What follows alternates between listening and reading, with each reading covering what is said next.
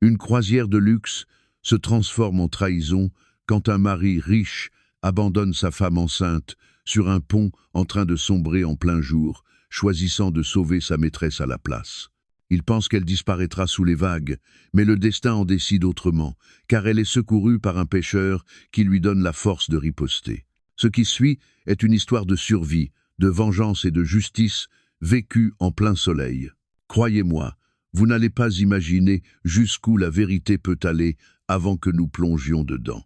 Dites-nous à quelle heure vous écoutez et d'où vous nous suivez. Laissez un commentaire ci-dessous, nous serions ravis de vous lire. Le soleil flamboyait haut au-dessus de l'océan, répandant une lumière éclatante sur l'horizon infini. Le yacht de luxe scintillait comme un joyau sur l'eau, mais quelque chose n'allait pas. Le bateau penchait, gémissait, et l'eau s'engouffrait déjà par une fissure dans le pont inférieur. Ce qui aurait dû être une paisible croisière d'après-midi se transformait en cauchemar. Sur le pont supérieur, une jeune femme enceinte serrait son ventre gonflé d'une main, s'agrippant à la rambarde de l'autre. Sa robe légère d'été collait à sa peau, tandis que le vent soufflait autour d'elle. Ses yeux se posèrent sur l'homme qui lui avait juré de l'aimer pour toujours. Il ne venait pas à ses côtés, il s'éloignait. Son mari, un riche homme d'affaires, se tenait ferme de l'autre côté du pont. Son visage était froid, sa mâchoire crispée. Il ne tendit pas la main pour la réconforter.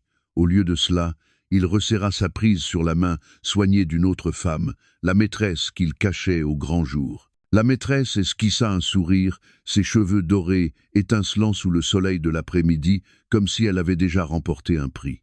La voix de l'épouse se brisa lorsqu'elle cria au-dessus du bruit des vagues.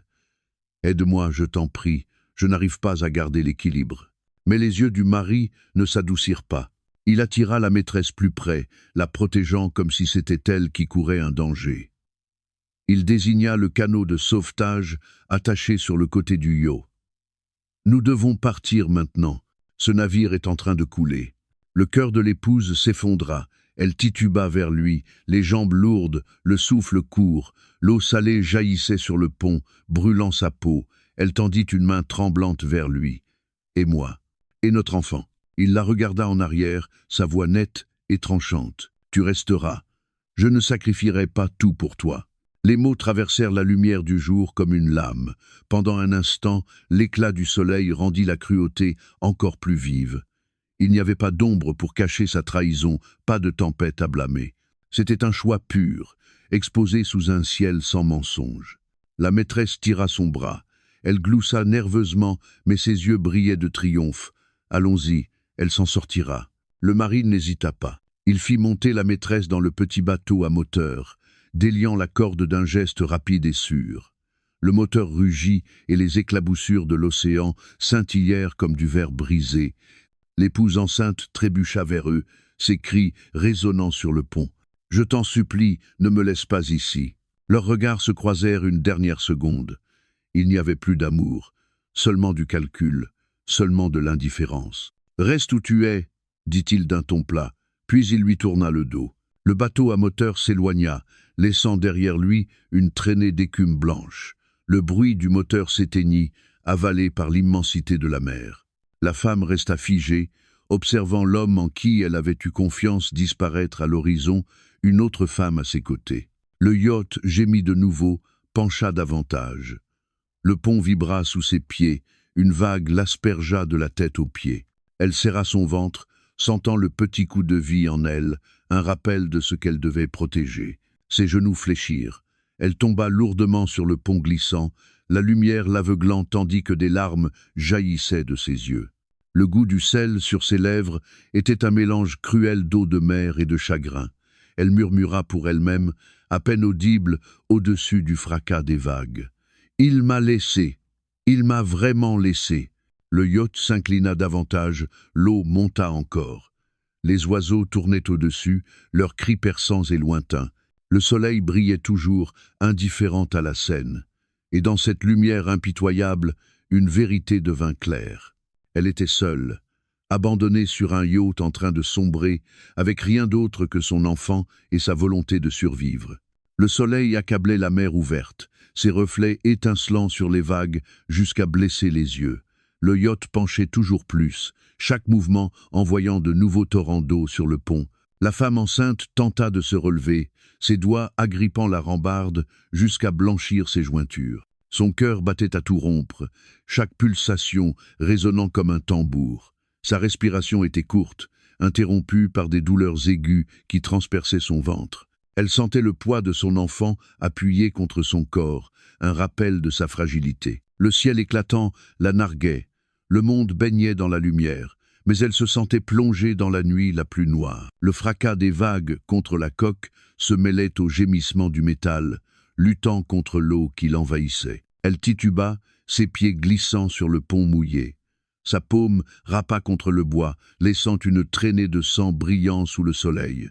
Elle cria, mais personne ne répondit. Le petit bateau qui portait son mari et sa maîtresse n'était plus qu'une silhouette rétrécie à l'horizon. Le rire qu'elle avait entendu quelques instants plus tôt résonnait encore, léger, cruel, définitif. Il ne s'était même pas retourné.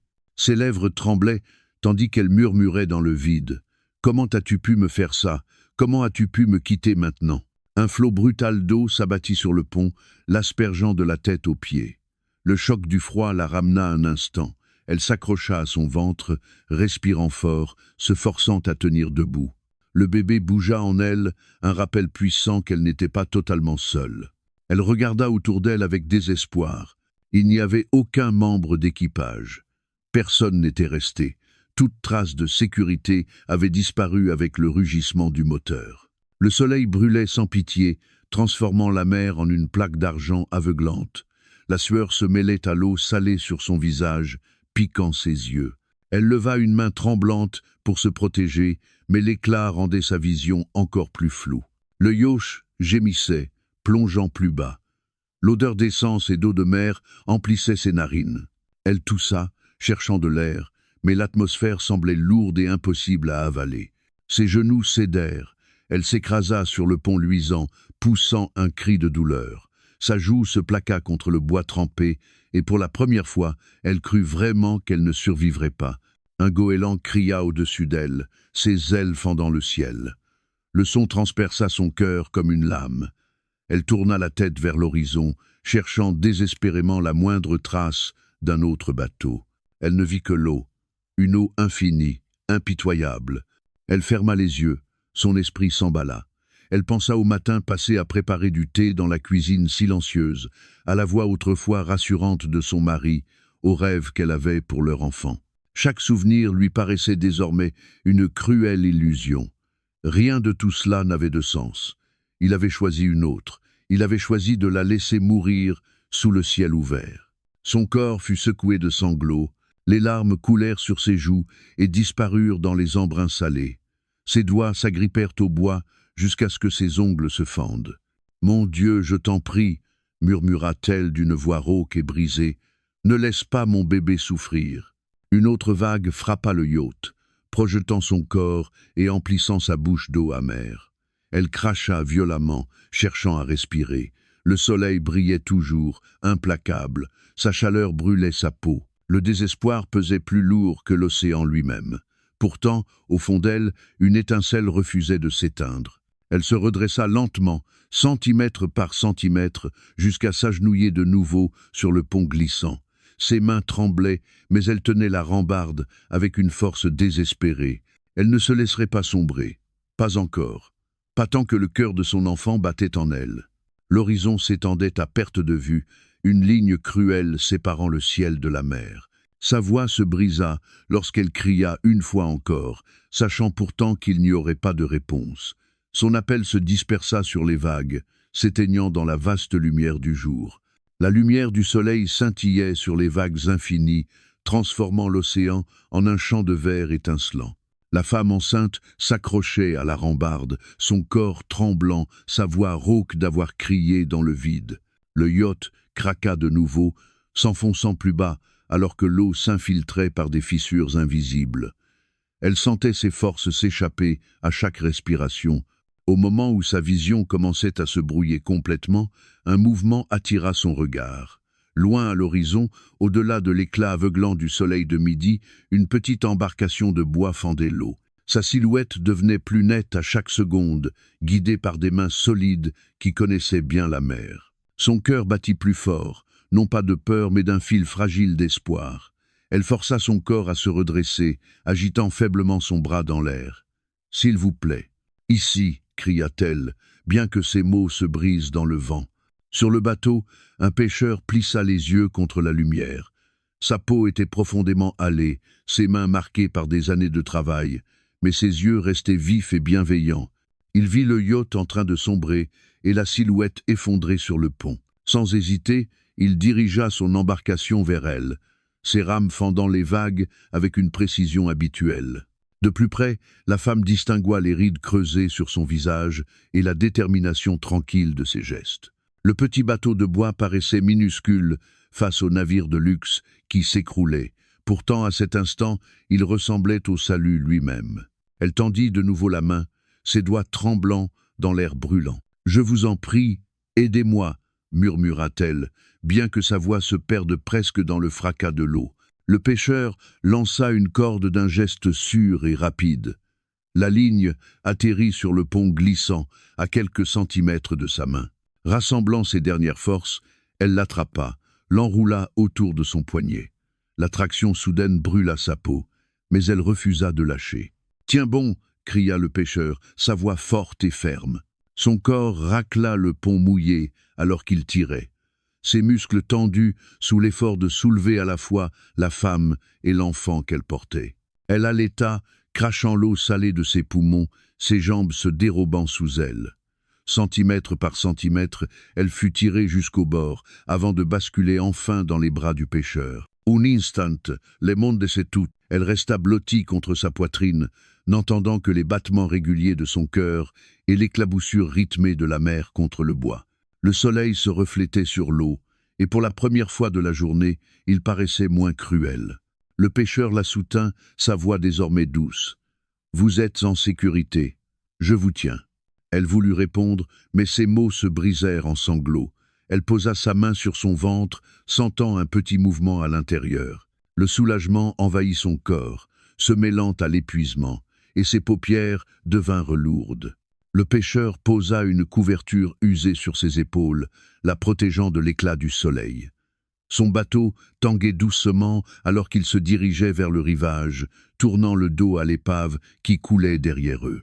Le yacht continua de gémir et de s'incliner avant de disparaître sous les vagues, englouti par la lumière du jour. La femme força ses yeux à s'ouvrir une dernière fois, jetant un regard en arrière. Elle ne vit plus que l'eau, là où son mari l'avait abandonnée. Le souvenir la blessa comme du verre, mais dans les bras de l'étranger qui avait choisi de la sauver, elle sentit naître une fragile étincelle d'espoir. Sa tête se posa sur son épaule, ses larmes imbibant le tissu rugueux de sa chemise. Sa voix trembla, tandis qu'elle murmurait presque pour elle-même.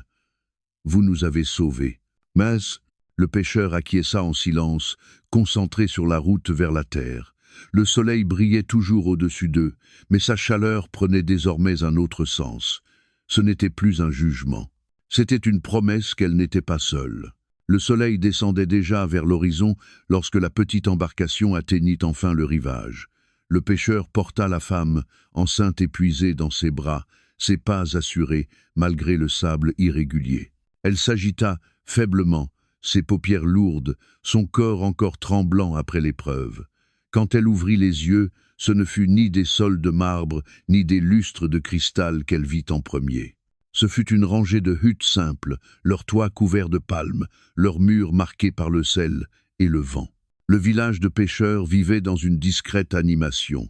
Des filets s'étendaient sur la plage, scintillant de gouttelettes, tandis que des enfants pieds nus couraient entre eux. Des femmes lavaient du linge au bord de l'eau et des hommes déchargeaient leur pêche, des paniers remplis de poissons argentés brillants au soleil couchant.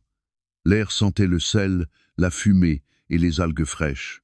Ce n'était pas luxueux, mais c'était vivant, et cela l'accueillait avec une chaleur qu'elle n'avait pas ressentie depuis longtemps. Le pêcheur appela une femme près des huttes, qui accourut avec un pot d'argile fumant. Ensemble, ils conduisirent l'étrangère fatiguée dans une petite maison de bois et de pierre. Elle fut déposée doucement sur un tapis tressé. Une couverture rugueuse fut tirée sur ses épaules, et l'odeur des herbes montait du pot posé à côté. Elle se redressa lentement, chaque muscle douloureux. Ses mains tremblaient quand elle accepta un bol de soupe de poisson, dont la vapeur montait dans la lumière déclinante. La première cuillerée brûla sa langue, mais elle l'enveloppa d'un réconfort qu'aucun festin luxueux ne lui avait jamais offert. Elle baissa les yeux vers son ventre, posant sa paume dessus. L'enfant bougea doucement, et elle murmura une promesse qu'elle seule pouvait entendre. Le contraste la frappa. Le matin même, elle se tenait sur un yacht de luxe entouré de champagne et d'argenterie, mais elle ne s'était jamais sentie aussi abandonnée. Désormais, dans un lieu où les murs étaient fissurés et le toit fuyait sous la pluie, elle ressentait la présence de bonté et de soin. Ici, elle n'était pas un trophée, ni une possession. Elle était un être humain en détresse, et ses étrangers la traitaient comme de la famille. Quand elle tenta de se lever pour les remercier, ses jambes tremblèrent et cédèrent. Le pêcheur la retint et secoua la tête. « Reposez-vous », dit-il simplement. Sa voix avait l'autorité calme de celui qui connaît la survie. Allongée de nouveau sur le tapis, elle écouta les sons du village emplir ses oreilles. Les rires des enfants, le roulement des vagues, le raclement des couteaux contre les écailles. C'était une musique de vie dépouillée de prétention, un rythme de communauté et d'endurance. Pour la première fois depuis la trahison, son souffle s'apaisa et son cœur retrouva un rythme plus calme. Cette nuit-là, les étoiles apparurent une à une, parsemant le vaste ciel. Elle s'assit près de l'entrée, enveloppée dans la couverture empruntée, les yeux fixés sur les constellations. L'air était frais, chargé de sel et de fumée. Elle pensa au visage de son mari, à la froideur avec laquelle il s'était détourné d'elle, au sourire de celle qui l'avait remplacé. Le souvenir brûlait encore, mais il ne l'écrasait plus. Elle prit un morceau de charbon usé et un bout de papier que la femme du pêcheur lui tendit. Ses doigts tremblants tracèrent quelques mots simples, mais chacun portait le poids de sa survie. « Je n'oublierai pas. Un jour, je reviendrai. » Elle plia le papier et le glissa dans sa robe, près de son cœur. La petite maison de bois l'entourait, et pour la première fois depuis de longs mois, elle sentit naître quelque chose de nouveau. Ce n'était pas le luxe, ce n'était pas l'amour, c'était la résolution. Alors que les vagues murmuraient contre le rivage, elle ferma les yeux et laissa le rythme de la mer l'emporter vers le sommeil. Le village lui avait offert la sécurité. L'enfant en elle lui donnait un but, et au plus profond d'elle, un feu commençait à brûler. Elle n'était plus l'épouse abandonnée, elle était une survivante, et son voyage ne faisait que commencer. Les matins dans le village de pêcheurs commençaient avec les cris doux des mouettes et le rythme régulier des vagues qui caressaient le rivage. Pour la plupart des habitants, ce son était une promesse d'une nouvelle journée de travail et de survie.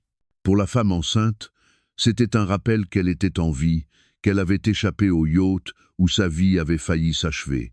Pourtant, la survie ne faisait pas taire les souvenirs. Ils revenaient par fragments, tranchant comme du verre brisé, déchirant sa paix fragile. Un après-midi, elle s'assit dehors, ses pieds enfouis dans le sable chaud, observant les enfants démêler les filets de pêche. Leur rire était éclatant, mais il la ramenait à un autre matin. Elle se revit assise à une longue table de marbre, le soleil traversant d'immenses vitres. Son mari était là, vêtu d'un costume coûteux, feuilletant des papiers, tandis qu'un domestique servait son café. Il avait jeté un regard à son assiette, puis avait froncé les sourcils. « Tu ne devrais pas manger autant de pain, » lui avait-il dit. « Pense à ton apparence en public. » Sa voix avait été glaciale, ses mots humiliants. Elle se souvenait avoir baissé sa fourchette, son appétit réduit à néant, ses joues brûlant de honte. À l'époque, elle s'était persuadée que c'était sa manière de prendre soin d'elle. Mais aujourd'hui, ce souvenir révélait sa cruauté. Un autre souvenir surgit. Elle avait voulu un jour lui faire une surprise en rendant visite à une amie d'enfance. La rencontre avait duré à peine 1 heure, pleine de rires et d'histoires. Mais en rentrant, son téléphone s'était illuminé d'une série de messages. Chacun lui reprochait d'être sorti sans prévenir, d'avoir perdu du temps avec quelqu'un qui ne comptait pas. Elle se rappelait le poids de ses mots, la manière dont elle s'était excusée alors qu'elle n'avait rien fait de mal. Cette sensation revint, serrant sa poitrine comme une fumée étouffante. Elle posa une main sur son ventre et murmura à l'enfant qu'elle portait. Tu ne seras jamais rabaissé comme je l'ai été. » Les souvenirs ne s'arrêtèrent pas. Ils s'enchaînaient comme la marée. Elle se revit chez le médecin, répondant aux questions sur sa grossesse, son mari adossé au mur, les yeux rivés sur son téléphone. Lorsqu'elle parla d'un projet d'accouchement plus doux, il l'avait interrompu sèchement. « Nous ferons à ma façon, la plus sûre. Ne discute pas. » Le médecin lui avait lancé un regard compatissant, mais personne n'avait parlé pour elle. Sa gorge se serra. Même les moments qui auraient dû être joyeux lui avaient été volés, transformés en rappels de contrôle et de silence. Elle baissa les yeux sur ses mains. Les mêmes qui avaient signé des papiers sans les lire parce qu'il le lui avait ordonné. Les mêmes qui avaient dû rendre ses cartes de crédit lorsqu'il l'accusait de dépenser trop. Les mêmes qui s'étaient tendus vers lui sur le yacht, suppliant de ne pas être abandonné pour être finalement repoussé. L'odeur de poisson et de fumée la ramena au présent. Elle cligna des yeux et les visions douloureuses s'estompèrent. Mais elle ne pouvait plus ignorer leur signification. Sa souffrance n'avait pas commencé sur le yacht. Elle s'était construite pendant des années, dissimulée derrière la richesse et les apparences. Elle sortit le petit bout de papier, écrit la première nuit au village. Sa promesse tenait toujours, les mots sombres sur la surface usée. « Je n'oublierai pas, un jour je reviendrai. » Alors que le soleil descendait, peignant l'eau de reflets dorés, elle serra le papier contre elle. Le feu en elle grandissait. Les souvenirs étaient cruels, mais ils n'avaient plus le pouvoir de la briser. Ils étaient devenus un combustible, l'inventaire de chaque blessure qu'elle vengerait un jour. Les journées au village suivaient un rythme aussi régulier que la marée. Chaque matin, le soleil levant baignait le rivage de lumière dorée. On tirait les filets de l'eau, les bateaux tanguaient doucement dans les vagues, et les cris des mouettes se mêlaient aux rires des enfants courant sur le sable. La femme enceinte se réveillait tôt à ce son, et peu à peu, elle trouva sa place parmi les villageois. Son corps restait faible après l'épreuve en mer, mais elle refusa l'inaction. Elle demanda à l'épouse du pêcheur de lui apprendre à raccommoder un filet. Ses premiers points furent maladroits, ses doigts glissant sur la corde rugueuse, mais la femme plus âgée sourit et guida ses gestes. Chaque nœud réussi était une petite victoire.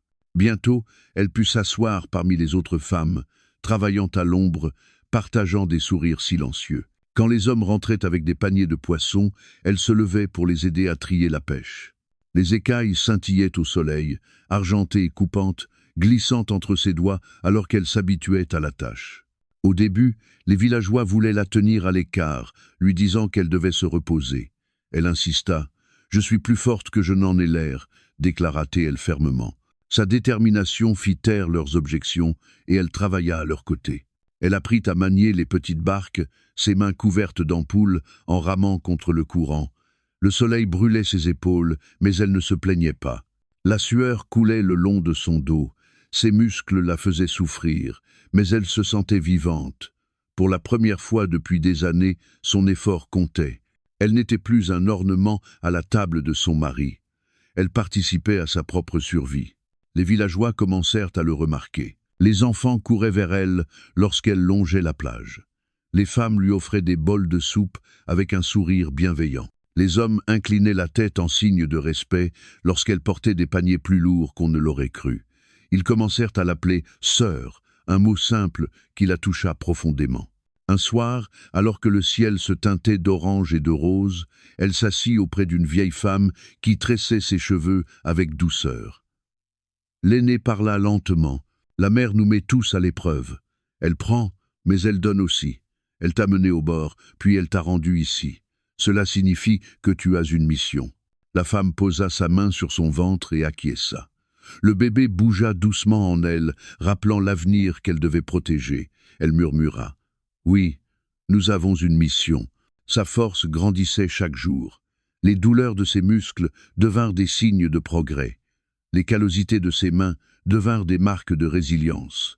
Les petits coups de son enfant devinrent le tambourinement régulier de sa détermination. Un après-midi, après des heures à tirer les filets, elle s'effondra sur le sable, haletante. Des enfants l'entourèrent en riant et en applaudissant comme si elle venait de gagner une course. Elle rit avec eux, son visage rougi par l'effort et la fierté.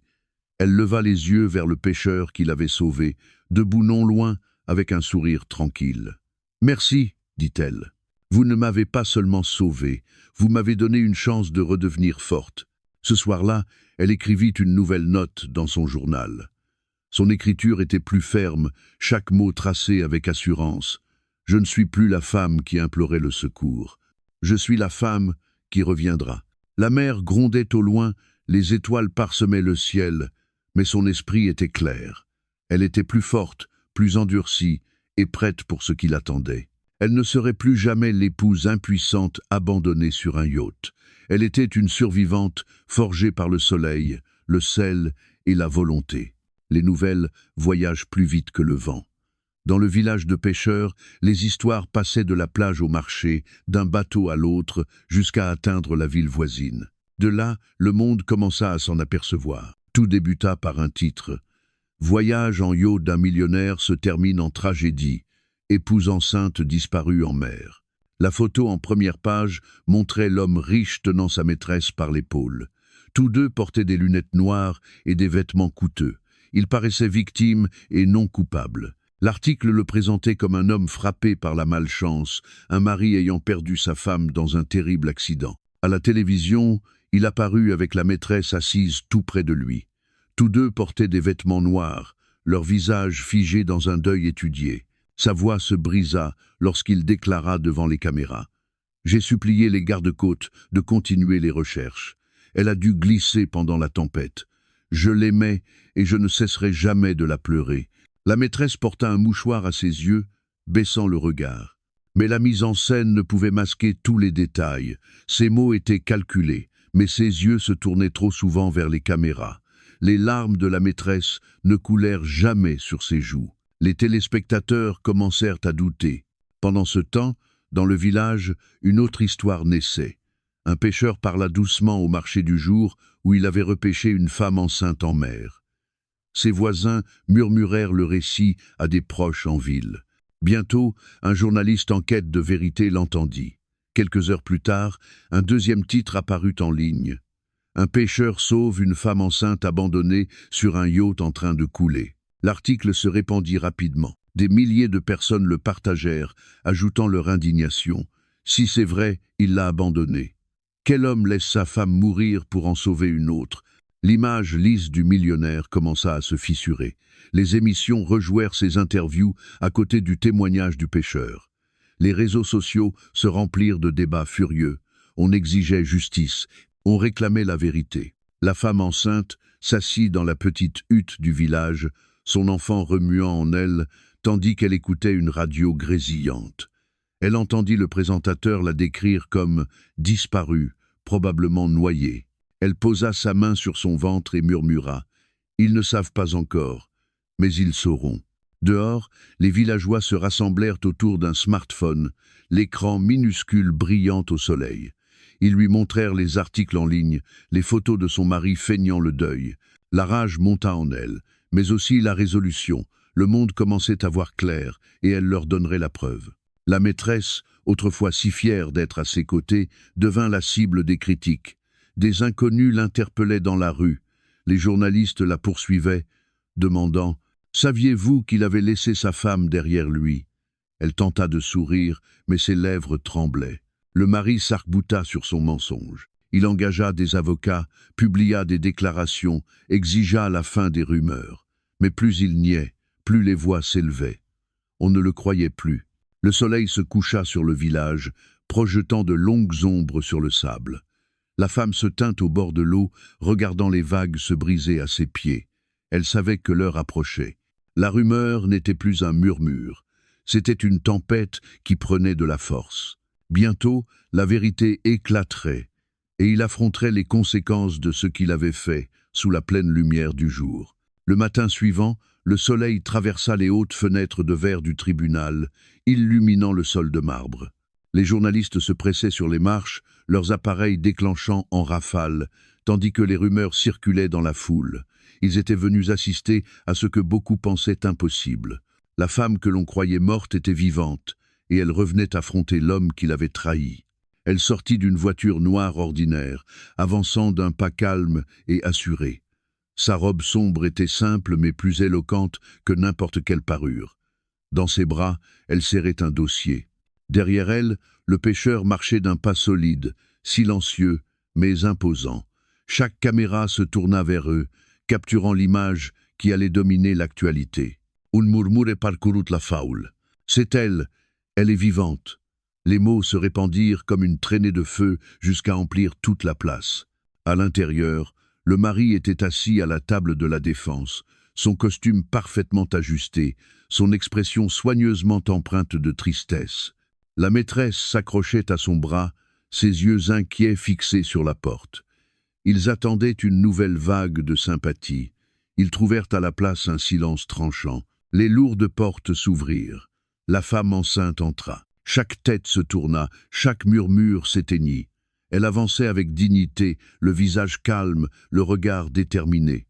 Le dossier toujours serré dans ses mains, symbole de la vérité qu'elle portait. Le juge leva son maillet, mais le bruit fut couvert par le crépitement des appareils photo. La femme marcha jusqu'à la barre des témoins, ses pas résonnant dans la vaste salle. Elle posa le dossier, l'ouvrit et étala les preuves. D'abord, le témoignage du pêcheur, écrit de sa main rugueuse. Puis, les photographies de la garde côtière montrant l'inclinaison du yacht et l'absence d'équipage. Enfin, l'enregistrement des caméras du port, révélant son mari montant dans le canot avec la maîtresse, la laissant derrière sur le pont en train de couler. Des exclamations éclatèrent, plus fortes cette fois. La preuve était irréfutable. La femme leva la tête, sa voix ferme malgré les battements rapides de son cœur. « Il ne m'a pas perdu dans un accident. Il m'a abandonné alors que je portais son enfant. Il a choisi de sauver une autre femme et il vous a menti à tous, feignant le deuil alors que je luttais pour vivre. » Le mari se tortilla sur sa chaise, des gouttes de sueur perlant sur son front. La maîtresse baissa la tête, ses mains tremblantes serrant son sac. Le juge se pencha, le visage assombri par la désapprobation. La femme poursuivit, sa voix gagnante en force. « La mère ne m'a pas prise. Sa trahison, oui. Mais j'ai survécu. Et je suis ici pour que la vérité éclate au grand jour. » La salle s'emplit de murmures, les journalistes écrivant à toute vitesse, les flashs illuminant la scène. Les caméras ne clignaient pas. Chaque mot, chaque document, chaque détail était capté et diffusé au monde. Pour la première fois depuis le naufrage, la femme sentit un poids se lever. Elle n'était plus l'épouse abandonnée, elle n'était plus la victime silencieuse. Elle était un témoin, une survivante et la porteuse de vérité. La lumière du soleil, traversant les fenêtres, semblait reposer sur elle seule, comme si le jour lui-même avait choisi son camp. Ce matin-là, le palais de justice était baigné de lumière, mais l'homme assis à la table de la défense semblait rapetissé sous son poids. Son costume, autrefois impeccable, paraissait soudain trop serré, comme s'il l'étouffait. La sueur perlait à ses tempes et assombrissait le col de sa chemise. Le masque de calme qu'il avait porté des semaines commençait à se fissurer. Il se tortilla sur sa chaise, jetant un coup d'œil vers la maîtresse assise à ses côtés. Elle n'osa plus le regarder. Ses yeux restaient fixés au sol, ses lèvres serrées en une ligne mince. L'assurance qu'elle affichait lorsqu'elle s'était accrochée à son bras s'était dissoute en peur. Elle tourna son alliance encore et encore jusqu'à finalement l'enlever. Elle la posa sur la table dans un cliquetis discret et retira sa main. Un souffle parcourut la salle. Les journalistes se penchèrent, griffonnant des notes, levant leurs appareils. Des éclairs d'appareils photo illuminèrent la salle, immortalisant le moment de sa trahison silencieuse. Le juge s'éclaircit la gorge, sa voix résonnant avec autorité. Ce tribunal a examiné les preuves. Nous avons entendu les témoignages. Ce qui s'est passé sur ce yacht n'était pas un accident tragique. C'était un acte d'abandon et de tromperie. L'homme tenta de se lever, ses mains tremblantes frappant la table. « Ce n'est pas vrai, cria-t-il, sa voix brisée. On vous manipule. Elle déforme tout. Elle ment. » Mais plus il parlait, plus ses mots perdaient de force. Sa voix se fendait, ses arguments s'effondraient, et la foule voyait clair. Même ses avocats évitaient son regard, feuilletant des dossiers vides comme si le papier pouvait les protéger de la honte. La maîtresse releva enfin la tête, son visage pâle sous les lumières vives. « Je ne peux plus continuer, » dit-elle doucement, ses mots tremblants mais assez clairs pour être entendus de tous. « Je ne resterai pas aux côtés d'un homme qui a laissé sa propre femme mourir. » Le mari se figea. Sa bouche s'ouvrit, aucun son n'en sortit. Le silence qui suivit résonna plus fort qu'un cri. Dehors, la nouvelle se répandit aussitôt. Les écrans s'illuminèrent dans toute la ville. Les chiffres boursiers défilèrent en rouge. La valeur de son entreprise s'effondra, les investisseurs se retirant, refusant d'être associés à un scandale devenu international. Les membres du conseil tinrent des réunions d'urgence. Des contrats furent annulés avant même d'être signés. Dans la salle, le bourdonnement des téléphones emplissait l'air. Les journalistes partageaient en direct la chute. Millionnaire démasqué comme menteur, la maîtresse s'éloigne dans la disgrâce. L'épouse abandonnée révèle la vérité. Les titres se multipliaient plus vite qu'on ne pouvait les compter. L'homme retomba sur sa chaise, les épaules affaissées, la tête baissée. Pour la première fois, le monde le voyait non comme une figure de pouvoir, mais comme un homme brisé, dépouillé de l'armure que l'argent lui offrait autrefois. Les applaudissements des conseils d'administration avaient disparu. La loyauté des actionnaires s'était éteinte. Même la maîtresse, qui se tenait fièrement à ses côtés, l'avait abandonné. La femme enceinte l'observait de l'autre côté de la salle, ses yeux fermes. Elle ne sourit pas, mais son silence portait plus de force que n'importe quel cri. Elle avait attendu cet instant, et il était enfin venu. Le marteau du juge frappa, résonnant comme une détonation. Cette affaire sera poursuivie avec toute la rigueur de la loi. Le tribunal n'ignorera pas les preuves de trahison et de préjudice. You. L'homme s'enfonça plus bas, son visage enfoui dans ses mains. Autour de lui, les caméras crépitaient encore, capturant sa chute. La maîtresse se leva lentement, ses yeux noyés de larmes, puis quitta seule la salle d'audience. C'était la fin de son empire, un effondrement exposé en pleine lumière. Le procès fut suspendu pour la journée, mais l'écho du marteau résonnait encore dans chaque recoin du tribunal. Dehors, la place grondait de voix. Les journalistes criaient des questions, les appareils crépitaient, et la foule se pressait pour voir la femme qui avait transformé une tragédie en combat pour la vérité. Elle sortit sous le soleil éclatant de l'après-midi, sa robe noire ondulant doucement dans la brise. Le dossier de preuve n'était plus entre ses bras. Il avait été remis au tribunal, son poids ôté de ses épaules. Ce qui lui restait désormais était plus léger, mais bien plus puissant. C'était le savoir qu'elle avait dit la vérité et que le monde avait écouté. Le pêcheur qui l'avait sauvé se tenait à distance, son visage buriné calme. Autour de lui, des villageois venus de la côte élevaient leur voix en soutien. Leurs acclamations se mêlaient au tumulte de la ville jusqu'à devenir un seul son. C'était le son de la croyance, le son de la justice qui avançait. Elle s'arrêta sur les marches, posant une main sur son ventre. Le bébé bougeait en elle, un rythme discret sous sa paume. Ce mouvement l'ancrerait toujours, lui rappelant pourquoi elle avait enduré, pourquoi elle s'était battue et pourquoi elle ne se tairait plus jamais. Les journalistes crièrent, leurs voix se superposant. « Que ferez-vous ensuite? Le pardonnez-vous? Quel message pour les autres femmes ?» Elle leva la tête, ses yeux fermes, sa voix assez forte pour porter sur la foule. « On m'a laissé mourir en pleine mer, dit-elle. J'ai été trahie par l'homme qui avait juré de me protéger. Mais je suis ici aujourd'hui, vivante, parce que la bonté existe encore dans ce monde. Et parce que la vérité trouve toujours son chemin vers la lumière. » La foule éclata en applaudissements. Certains pleuraient, d'autres levaient leur téléphone pour filmer, et beaucoup restaient simplement figés devant sa force. Elle continua, sa voix claire. « À tous ceux qui se sentent piégés, à tous ceux à qui l'on a dit qu'ils n'avaient aucun pouvoir, sachez ceci. Vous n'êtes pas impuissants, vous pouvez vous relever, vous pouvez vous battre, et quand vous le ferez, le monde vous verra. » Ces mots résonnèrent dans l'air, portés bien au-delà de la place par les diffusions en direct. L'image d'elle, debout sous le soleil, une main sur son enfant et l'autre levée vers la foule, devint un symbole repris sans cesse. Lorsqu'elle quitta enfin le podium, le pêcheur la rejoignit. Il ne dit rien, mais sa présence suffisait. Ensemble, ils s'éloignèrent du tribunal, laissant derrière eux le tumulte des journalistes et les clameurs qui s'éteignaient. Ce soir-là, elle retourna au village de pêcheurs. Le ciel au-dessus de la côte brillait des couleurs du crépuscule, des roses et des ors effleurant l'horizon. Elle marcha sur le sable, ses pieds nus s'enfonçant dans la fraîcheur de la terre, et pour la première fois depuis des mois, ses épaules s'apaisèrent. Elle s'arrêta près de la hutte où elle s'était réveillée après avoir failli se noyer. L'air sentait toujours la fumée et le sel. Mais le souvenir ne lui inspira plus de peur, il lui inspira de la gratitude. Elle déposa un petit bouquet de fleurs sauvages près de la porte, une offrande silencieuse à ceux qui l'avaient accueillie quand elle n'avait plus rien. Cette nuit-là, elle s'assit au bord de la mer, les étoiles étincelant au-dessus d'elle.